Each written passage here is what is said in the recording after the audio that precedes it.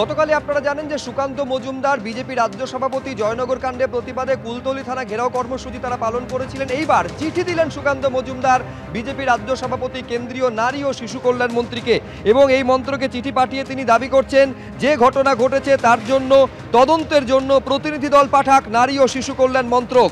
সঠিক বিচার পেতে প্রয়োজন নিরপেক্ষ তদন্ত চিঠিতে উল্লেখ করেছেন বিজেপির রাজ্য সভাপতি তথা কেন্দ্রীয় প্রতিমন্ত্রী।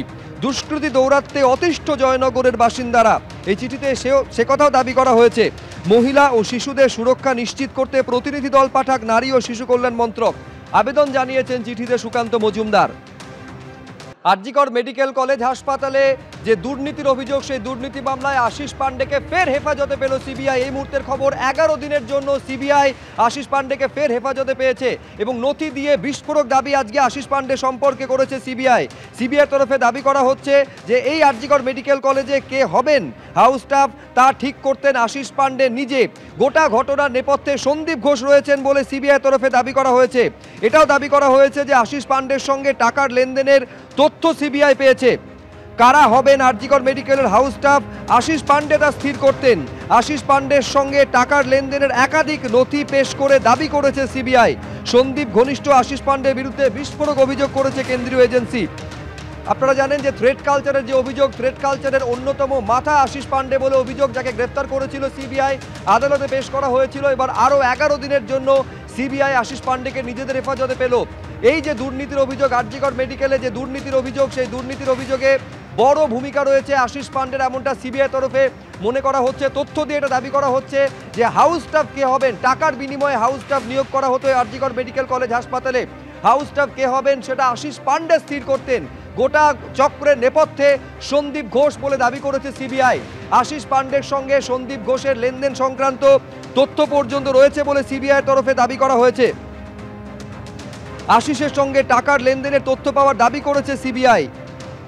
আশিসের সঙ্গে টাকার লেনদেনের একাধিক নথি দিয়ে এই দাবি করেছে সিবিআই। সন্দীপ ঘনিষ্ঠ আশিস পান্ডে, তার বিরুদ্ধে বিস্ফোরক অভিযোগ কেন্দ্রীয় তদন্তকারী সংস্থার।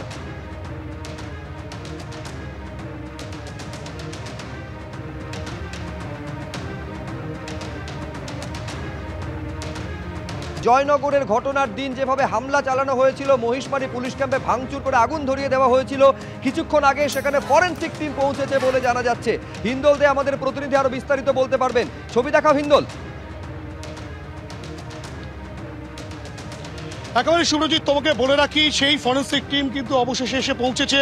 পুলিশের উচ্চপদস্থ কর্তারা তারা কিন্তু রয়েছেন এবং ফরেন্সিক বিশেষজ্ঞরা প্রথমত কুলতলি সেই জায়গায় যান যেখানে কিন্তু সেই ছাত্রীর দেহ উদ্ধার হয় শুক্রবার গভীর রাতে, এবং সেই জায়গা সরেজমিনে খতিয়ে দেখার পর তার পরবর্তী ক্ষেত্রে তারা কিন্তু ইতিমধ্যেই সেই মহিষমারি হাটের যে পুলিশ ক্যাম্প, যে ক্যাম্পে ভাঙচুর এবং অগ্নিসংযোগের ঘটনা ঘটেছিল, এবং সেই ঘটনায় কিন্তু রীতিমতো যেটা দেখা যাচ্ছে যে ফরেন্সিক বিশেষজ্ঞরা সেই অঞ্চলে কিন্তু তারা রীতিমতো খতিয়ে দেখছেন, পরীক্ষা নিরীক্ষা করছেন। দেখাই যাচ্ছে, ক্যামেরা পার্সন দিব্যেন্দু সিনহাকে বলবো সেই ছবি দেখাতে।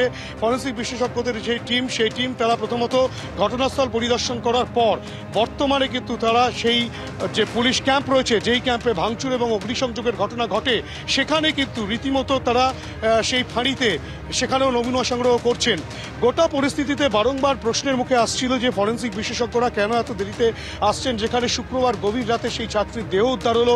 সেখানে বারংবার পরিবারের সদস্যরা অভিযোগ করছিলেন যে সমস্ত তথ্য বা নমুনা সমস্ত কিছু নষ্ট হয়ে যাওয়ার প্রবল সম্ভাবনা রয়েছে। একেবারে প্রশ্ন উঠছিল এবং ঘটনার দুদিন পর অবশেষে ফরেন্সিক টিম পৌঁছলো। এটা যে পুলিশ ক্যাম্পের ছবি দেখছেন, যে পুলিশ ক্যাম্পে মহিষমারি পুলিশ ক্যাম্প যেখানে ভাঙচুর করে আগুন ধরিয়ে দেওয়া হয়েছিল, সেখানে ফরেন্সিক টিম পৌঁছেছে।